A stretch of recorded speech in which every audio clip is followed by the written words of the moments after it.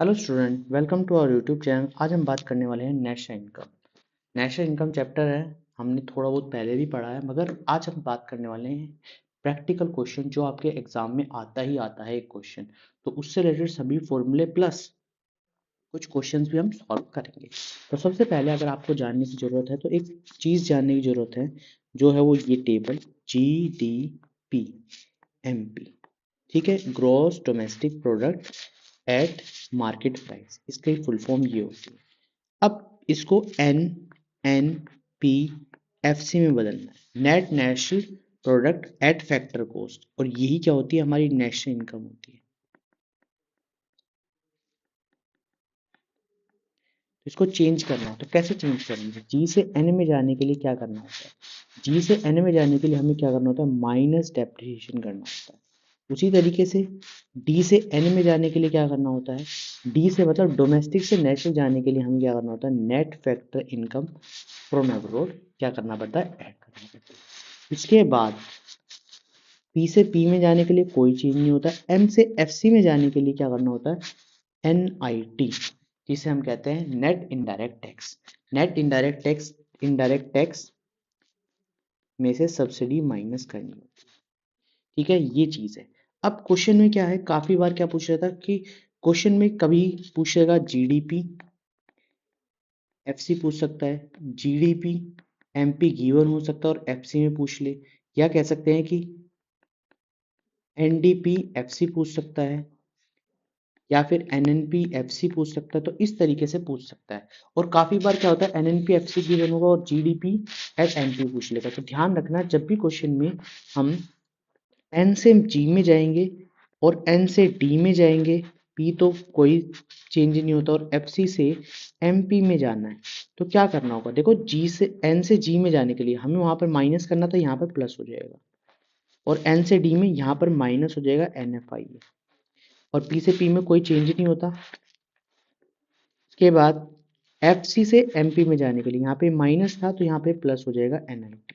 इस तरीके से हमें सॉल्व करना है। तो सबसे पहला ये फॉर्मूला है। अब नेशनल इनकम के अंदर तीन मेथड्स हैं जिनसे हम क्या करते हैं, क्वेश्चन को सॉल्व करते हैं। तो सबसे पहला जो मेथड है वो है वैल्यू एडेड मेथड, ठीक है, काफी बार इसे प्रोडक्शन मेथड भी कहते हैं। तो इसका फॉर्मूला जो होता है वो होता है sales minus change in stock, कि स्टॉक में कितना बदलाव हुआ है, वो सब चीज़ें। यहाँ पर सॉल्व करने के बाद क्या निकल के आएगा? हमारे सामने निकल के आएगा वैल्यू ऑफ आउटपुट। काफ़ी बार इसे GVP MP कहते हैं, या हम इसको एक सिंपल सा नाम देते हैं GDP MP, ताकि आप कंफ्यूज ना हो।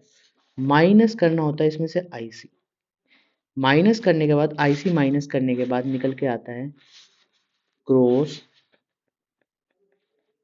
Value added at market price, ठीक है। इसको कहते हैं GVA@MP, क्या कह सकते हैं GDP। देखो, ये दोनों सेम होते हैं, मगर IC को हमें माइनस करना होता है वैल्यू ऑफ आउटपुट में से। ये चीज ध्यान रखना, माइनस डेप्रिसिएशन। तो इसको यहाँ पर ये याद रखना कि ये GVP है, और यहाँ पर इसको याद रख लेना GDP है। इतनी चीज याद रखना, कोई कंफ्यूजन नहीं है। GVP है वो भी, ठीक है, वैल्यू ऑफ आउटपुट है, और यहाँ पर ये GDP माने। अब GDP से N में जाने के लिए क्या करना होता है यहाँ पर? तो यहाँ पर माइनस करना होता है डेप्रिसिएशन। माइनस क्या करना होता है? डेप्रिसिएशन। डेप्रिसिएशन जैसे ही आप माइनस करोगे तो क्या निकल के आएगा? यहाँ पर ये चीज नेट में बन जाएगी, ठीक है, net domestic product at market price. इसका मतलब NDP MP बन गया। अभी डी से फिर दोबारा क्या करना है? डी, क्योंकि हमें तो कैलकुलेट नेशनल इनकम करनी है, नेशनल इनकम करनी है, और नेशनल इनकम कैलकुलेट करने के लिए क्या करना होता है?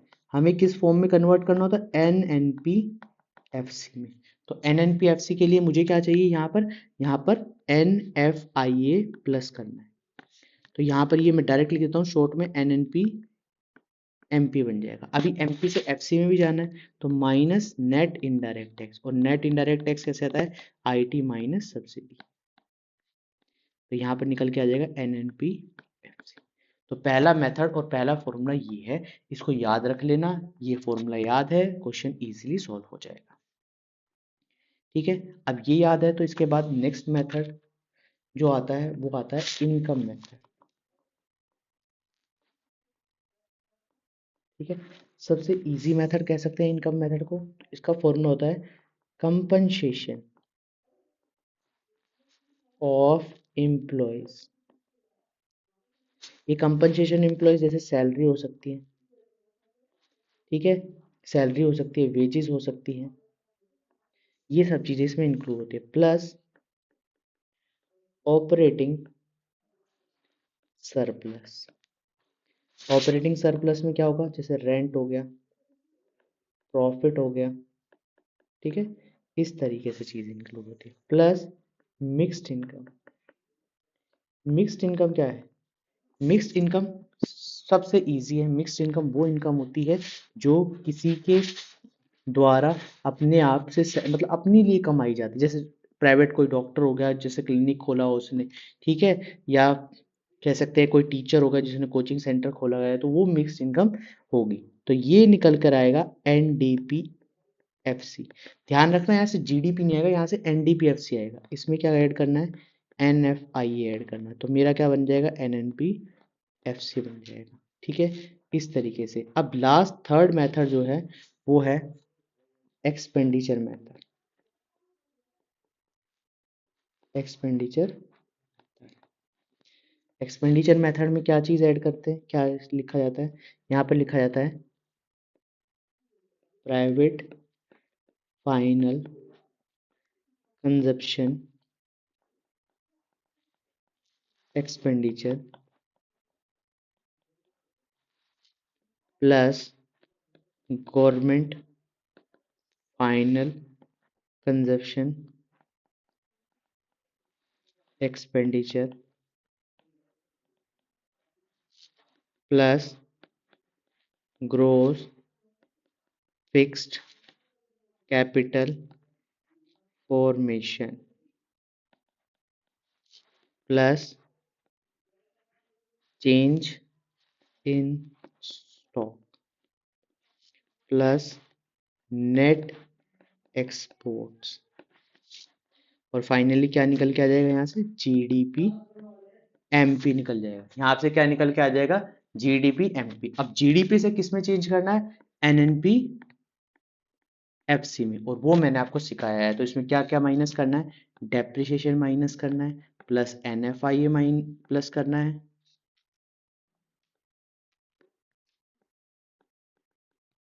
और माइनस करना है नेट इनडायरेक्ट टैक्स। तो ये माइनस करने के बाद क्या निकल के आ जाएगा, एनपीएफसी। तो इस तरीके से ये तीन फॉर्मूले, और ये तीन फॉर्मूले ही बहुत हैं, और ये वाली चीज सबसे ज्यादा इंपॉर्टेंट है कि जो चीज इसमें लिखी जाएगी। तो ये चीज ध्यान रखना कि क्वेश्चन अगर इस तरीके से आएगा तो आपको इस तरीके से सॉल्व कर लेना है। कैसे सॉल्व करना है अब क्वेश्चन को आगे देखते हैं। और ये थे हमारे फॉर्मूले। तो उम्मीद करता हूँ आपको फॉर्मूले समझ आ गए होंगे। ठीक है, अब देखो यहाँ पर क्या बोला है क्वेश्चन में, ये वाली चीज हम सीखते हैं, और इस वाले क्वेश्चन में हम चीजों को सॉल्व करने की कोशिश करते हैं कि कैसे सॉल्व होगा। देखो सबसे पहला क्वेश्चन है जिसमें बोला गया है N V A F C आपको फाइंड आउट करना है। तो सबसे पहले हम फॉर्मूला लिखते हैं, फॉर्मूला लिखकर फिर हम आगे सॉल्व करते हैं। तो सबसे पहले फॉर्मूले में क्या है, फॉर्मूले में सेल्स जो हमारे सामने 10625 है, और यहाँ पर चेंज इन स्टॉक को प्लस किया है। देखो हमने पर माइनस किया था, मगर यहाँ पर बोला है increase in the value, increase in the unsold stock. तो जब ये इंक्रीज हो रहा है तो देखो चेंज इन स्टॉक का मतलब हमने वहां पर क्या लिया था कि देखो ये प्लस में भी ले सकते हो माइनस में भी ले सकते हो। बस थोड़ा सा समझने वाली बात है कि स्टॉक में कितना बदलाव हो रहा है, ओपनिंग से क्लोजिंग कितना जा रहा है, क्लोजिंग से ओपनिंग कितना जा रहा है। अगर ये फॉर्मूले आप देख के रखोगे कि भाई ओपनिंग से क्लोजिंग कितना है, क्लोजिंग से ओपनिंग, तो यहाँ पर साइन चेंज हो जाएगा। यहाँ पर ध्यान रखना कि ओपनिंग से क्लोजिंग कितना और क्लोजिंग से ओपनिंग कितना है, कि ये फॉर्मूला आप पे डिपेंड करता है कि आप ओपनिंग से क्लोजिंग ले रहे हैं या क्लोजिंग से ओपनिंग ओपनिंग ले रहे हैं। सेल्स हमारा आ गया, चेंज इन स्टॉक आ गया 600, यहाँ से आ जाएगा GVP एट MC, तो ये आ गया 11,225, ठीक है। अब माइनस करना है IC क्या होता है, परचेज ऑफ रॉ मटेरियल, जो कच्चा माल होता है उसे इंटरमीडिएट कॉस्ट कहते हैं, तो ये इसमें से माइनस कर देंगे, तो माइनस करोगे तो 006 और यहाँ पर आ जाएगा 8, इतना आ गया। ये आ गया मेरे पास GVP एट MP, इसको भी हमने यही नाम दिया है, ठीक है, या लिख सकते हो उसको GDP एट MP, ठीक है। अब इसके बाद आगे क्या करना है, आगे सोल्व क्या करना है, आगे सोल्व करने के लिए इसको कन्वर्ट करना है NVAFC में, तो N में कन्वर्ट करना, तो यहाँ पर माइनस क्या करना होगा, सबसे पहले डेप्रिसिएशन को नाम दिया है कंजप्शन ऑफ फिक्स कैपिटल 500 रुपये, तो यहाँ पर आ जाएगा 8100, ये आ गया हमारे सामने NVPF। अब देखो V तो सेम है ना, तो बाकी तो चीज हमें चेंज नहीं करनी। अगर यहाँ V के प्लेस पर N आता या V के प्लेस पर NNPFC दिया होता, नेक्स्ट इनकम पूछा होता, तो मैं यहाँ पर NFI का यूज करता, मगर यहाँ पे है नहीं। अब हमें क्या करना है, यहाँ से माइनस करना है net indirect tax. Net indirect tax निकालने का तरीका क्या होता है, IT में से सब्सिडी को माइनस कर दो, तो IT में से सब्सिडी को माइनस करेंगे तो कितना होगा, IT 1200 है और सब्सिडी 400 है, तो इसका मतलब 800 रुपये यहाँ से माइनस करने, और जैसे ही माइनस करोगे यहाँ पर निकल के आ जाएगा 7300, यही हमारा आंसर होगा। तो इतना इजी है क्वेश्चन को सॉल्व करना, सबसे इजी मेथड है, ठीक है। अब देखो नेक्स्ट क्वेश्चन देखते हैं। नेक्स्ट क्वेश्चन में क्या, इस क्वेश्चन में क्या बोला है, हमें निकालना है GNP at FC, GNP at FC। अब हमारे सामने फॉर्मूला क्या होता है, COE plus operating surplus plus mix income, और यहां से निकल के आता है NDPFC, और GN में चेंज करना है।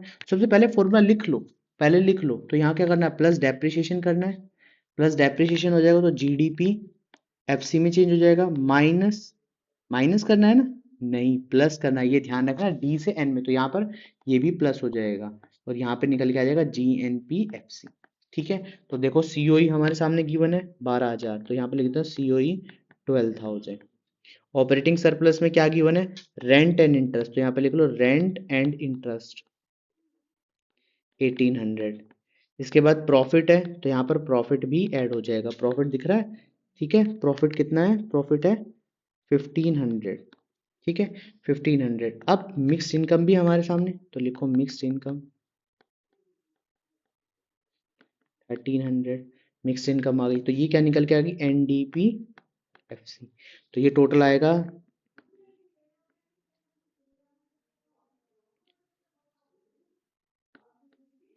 16,600। अब इसके बाद क्या करना है, इसके बाद मुझे डेप्रिसिएशन इसमें ऐड करना है, तो डेप्रिसिएशन हमारे सामने 1100 रुपये, तो 17700 इस तरीके से आ जाएगा, डेप्रिसिएशन आ गया। अब NFIA यहाँ से निकल के आ जाएगा GDPFC, NFIA कितना गिवन है, -120, तो -120 तो 08571, तो यहाँ पर इतना आंसर हमारे सामने बन जाएगा, किसका बन जाएगा, GNPFC। तो ये ध्यान रखना कि अब इसमें दो चीजें और हैं, क्या वो दो चीजें यूज होंगी, इनडायरेक्ट टैक्स और सब्सिडी यूज होगा, बिल्कुल यूज नहीं होगा, ये चीज ध्यान रखना, जो चीज पूछी गई है सिर्फ उतना करना, बाकी चीजें नहीं करनी। अब देखो नेक्स्ट क्वेश्चन के बारे में बात करते हैं। नेक्स्ट क्वेश्चन क्या कहता है, नेक्स्ट क्वेश्चन कहता है भाई साहब हमारे सामने, अब ये कौन सा मेथड है, एक्सपेंडिचर में, और हमें क्या निकालना है, NDPFC निकालना है, NDPFC। तो सबसे पहले हमारा टारगेट क्या होगा, GDPFC निकालने का, ठीक है, GDPFC निकालने का। तो यहाँ पर क्या क्या चीजें हैं वो मैं सारी कुछ लिख लेता हूँ। तो सबसे पहले क्या है, हाउस होल्ड, जिसे हम प्राइवेट कहते थे, private consumption, private final consumption expenditure जो है 4700। इसके बाद गवर्नमेंट फाइनल कंजप्शन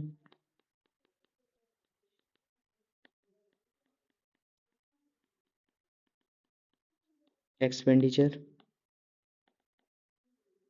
320, ठीक है 320 यहाँ पर ये गिवन होगा। इसके बाद gross domestic product, gross domestic fixed capital formation कितना आएगा 200। ठीक है, 200 के बाद बाकी चीज़ें क्या होगी इसमें, 200 के बाद क्या चीज़ आनी चाहिए इसमें, जिसे हमने इन्वेंट्री इन्वेस्टमेंट का मतलब चेंज इन स्टॉक का है, तो यहाँ पर आ जाएगा चेंज इन स्टॉक -40। ठीक है, इतनी चीज़ आ गई। इसके अलावा और बाकी चीज़ें, क्या नेट एक्सपोर्ट भी इसमें इंक्लूड होगा, क्या नेट एक्सपोर्ट इंपोर्ट का कोई इस्तेमाल होगा, बिल्कुल होगा। तो यहाँ पर निकालना है नेट एक्सपोर्ट, और नेट एक्सपोर्ट कैसे निकलेगा, एक्सपोर्ट माइनस इंपोर्ट। तो एक्सपोर्ट कितना है यहाँ पर 50 माइनस 60। ठीक है, -60। तो यहाँ से निकल के आ जाएगा GDP MP। ठीक है, इसको सॉल्व कर लेना, है GDP MP आएगा 470 प्लस 320 प्लस 200 प्लस 50, और माइनस क्या करना है 40 माइनस करना है और -60 करना है, तो ये आ जाएगा 940। अब हमें क्या कैलकुलेट करना है, यहाँ से NDP निकालना है। NDP तो D तो सेम है, N में चेंज करना है, तो सबसे पहले क्या करना होगा माइनस डेप्रिशिएशन। तो माइनस डेप्रिशिएशन क्या है, कंजप्शन ऑफ फिक्स कैपिटल 35। तो यहाँ पर ये 35 क्या हो जाएगा, माइनस का आ जाएगा, तो यहाँ पर बच गया 905 रुपये। तो ये किस में चेंज होगा, NDP MP में। अब इसके अलावा क्या चाहिए मुझे, FC में और कन्वर्ट करना है, तो माइनस नेट इनडायरेक्ट टैक्स। तो इनडायरेक्ट टैक्स के लिए क्या क्या चीज़ें गिवन है मेरे सामने, net indirect tax already given है 50, तो -50 यहाँ से हो जाएगा, तो यहाँ पर आएगा 855। तो ये हमारा आंसर होगा। ठीक है, तो ये फाइनल आंसर होगा। तो इस तरीके से हमें क्वेश्चन सॉल्व करना है। अब देखो नेक्स्ट क्वेश्चन, एक और क्वेश्चन लेते हैं। इसमें क्या बोला है, कैलकुलेट चेंज इन स्टॉक। अब change in stock he calculate करना है आपको, change in stock he answer में आना चाहिए। तो देखो फॉर्मूला सबसे पहले हम लिखते हैं, क्या फॉर्मूला होता है, सेल्स माइनस, मैं इस तरीके से लिख रहा हूँ या इस तरीके से लिखता हूँ, कैसे लिखते हैं, माइनस चेंज इन स्टॉक, यहाँ से निकल के आएगा GVP MP माइनस IC, यहाँ से निकल के आ जाएगा GDP MP। अब इसके बाद हमारे सामने सबसे बड़ी वैल्यू ढूंढनी है, तो यहाँ पर GDP FC गिवन है। अगर मैं इसको V में ही रखूँ तो GDP में ही गिवन, यहाँ पर NAV, मतलब मुझे सिर्फ NDP FC तक जाना, मतलब इसमें से मुझे डेप्रिसिएशन माइनस करना है, जहाँ से मेरा क्या निकल जाएगा, NVP MP निकल जाएगा, और क्या करना है, माइनस IT कर देना है, NIT। तो यहाँ से मेरा क्या निकल जाएगा, NVPFC निकल जाएगा। क्वेश्चन इस तरीके से करना। अब जो जैसी टर्म लिखी है ना, वो वैसी टर्म लिखते चले जाओ, लिखते चले जाओ। यहाँ पर ही क्या है, ये 200, ये सेल्स कितनी है 400 है, इसको मैं x मान लेता हूँ कुछ समय के लिए, x मान लेता हूँ। ठीक है, ये कितनी आएगी 400 माइनस x आ जाएगा। IC मेरे सामने कितना है, IC मेरे सामने 100 है माइनस का, तो देखो 400 माइनस x माइनस 100 निकल कर आएगा 300 माइनस x। तो यहाँ पर लिख दूँ 300 माइनस x। डेप्रिसिएशन कितना गिवन है, 40 गिवन है, तो यहाँ देखो 300 माइनस एक्स माइनस 40 करूंगा तो कितना निकल के आएगा 260 माइनस एक्स, तो यहाँ पर लिख सकता हूँ 260 माइनस एक्स। ठीक है, अब NIT कितना गिवन है, NIT देखो, NIT से रिलेटेड एक सब्सिडी गिवन है और कोई भी चीज़ नहीं गिवन। ठीक है, NIT से रिलेटेड एक सब्सिडी गिवन, तो सब्सिडी इसमें प्लस होती है। ठीक है, प्लस होती है, तो यहाँ पर आएगा 270 माइनस एक्स, और ये 270 माइनस एक्स किसके बराबर है, 200 के बराबर है। तो x उस तरफ चला जाएगा, 270 माइनस 200, तो x की वैल्यू आ जाएगी 70। ये हमारा आंसर बनेगा। ठीक है, बड़ा ही कंफ्यूजिंग लगा होगा, पता नहीं क्या है क्या नहीं, किस तरीके से आंसर बनाया है, ये है वो है। ठीक है, अब ये ध्यान रखना, जो x की वैल्यू आई है वो 70 है, तो यहाँ पर ये माइनस चेंज इन स्टॉक है, माइनस चेंज इन स्टॉक है, यहाँ पर ये -70 इसका है, एक्यूरेट आंसर बनेगा। ये हमने थोड़ा सा तरीके से सॉल्व किया। अगर कोई स्टूडेंट नहीं चाहता भाई मुझे तो ये ऐसे प्रॉब्लम होती है तो ऐसे सॉल्व नहीं करना, तो वो सॉल्व करने का तरीके को देखें। देखो यहाँ पर एक्स एक्स साथ में चल रहा था, बाकी कोई भी चीज साथ में नहीं चल रही थी, बाकी हमने प्लस माइनस ही किया है। कुछ समय के लिए भूल जाओ कि चेंज इन स्टॉक है, चेंज इन स्टॉक को हम क्या करते हैं, एक तरफ लिख लेते हैं। देखो यहाँ पर ये चीज इस तरीके से आई थी, अगर मैं sales minus IC minus depreciation minus NIT करूंगा, और इक्वल टू में क्या बनेगा, एनवीपीएफसी बनेगा, एनवीएपी, ठीक है। और यहाँ पर चेंज इन स्टॉक को बाद में लिख लेता हूँ लास्ट में, ठीक है। अब स्टॉक को उधर भेज देता हूँ, sales minus IC minus depreciation minus NIT, और इसको एनवीपीएफसी को इधर भेज देता हूँ, और ये चेंज इन स्टॉक आ जाएगा, ये आ गया। आप इस तरीके से भी सॉल्व कर सकते हैं। तो फॉर्मूला मैंने कुछ नहीं लिखा, मैंने सिर्फ ये लास्ट में रख दिया इसका, या सभी को फॉर्मूले को ऐसे ही रख लेना, कोई भी दिक्कत वाली बात नहीं है। मैं लिख देता हूँ दोबारा से, sales minus change in stock minus IC minus depreciation minus NIT equal to में एनवीपीएफसी, ऐसे लिख देना। बस ये जो बीच में जो चीजें हैं, ये टर्म इनका कोई यूज नहीं होना चाहिए, इनका कोई यूज नहीं है, बस ये ध्यान रखना। लास्ट वाली का यूज है, बाकी का किसी का कोई यूज नहीं है। चेंज इन स्टॉक को उस तरफ भेज देना। अब जैसे सॉल्व करते थे ना, एक्स मान के, ये एक्स हो गया, ये बाकी टर्म ये 100 है, ये 40 है, ठीक है, ये +10 है। क्यों +10 है, क्योंकि यहाँ है आईटी माइनस सब्सिडी था, तो और माइनस ऑलरेडी था, तो इसलिए प्लस आ गए यहाँ पर, ठीक है। और ये 400 है, माइनस माइनस, और ये कितना है, ये हमारे सामने कितना गिवन है, 200 है। अब सॉल्व भी तो करना, एक्स की वैल्यू 70 आ जाएगी ऑटोमेटिकली। तो इस तरीके से सॉल्व करना, ये बहुत ईजी और बहुत प्रॉपर तरीका है सॉल्व करने का, ठीक है। अब ये वाला क्वेश्चन, ये आपके लिए HW रखते हैं हम, इसको सॉल्व करके दिखाना। इसमें दो चीजें हैं, दो चीजें मिसिंग है, एक तो गवर्नमेंट एक्सपेंडिचर फाइनल कंजप्शन और एक मिक्स्ड इनकम। तो ये वाला क्वेश्चन हम आपके लिए HW रखते हैं। उम्मीद करता हूँ कि आप पूरा अच्छे तरीके से करके आएंगे। इसका स्क्रीनशॉट ले लेना, हमने 4-5 क्वेश्चन किए हैं, बहुत अच्छा क्वेश्चन है। नेक्स्ट वीडियो में मैं सबसे पहले यही क्वेश्चन आपको कराऊंगा, इसके बाद आगे ये क्वेश्चन हम करेंगे, ठीक है। तो आज के लिए इतना ही रखते हैं। वीडियो पसंद आई होगी, उम्मीद करता हूँ। वीडियो पसंद आई, चैनल को लाइक करें, शेयर करें और सब्सक्राइब करें, और ये क्वेश्चन का आंसर मुझे जरूर दें कि कैसे आपने सॉल्व किया है। मैंने आपको तरीका बताया है कैसे सॉल्व किया है, और ये सभी के सभी क्वेश्चन आपके प्रीवियस ईयर बोर्ड में आए हुए क्वेश्चन है, तो ध्यान से इन क्वेश्चन को करने की कोशिश करें, ठीक है। तो आज के लिए इतना ही रखते हैं, थैंक यू। वीडियो पसंद आई होगी तो चैनल को जरूर लाइक करें, शेयर करें और सब्सक्राइब करें, थैंक यू।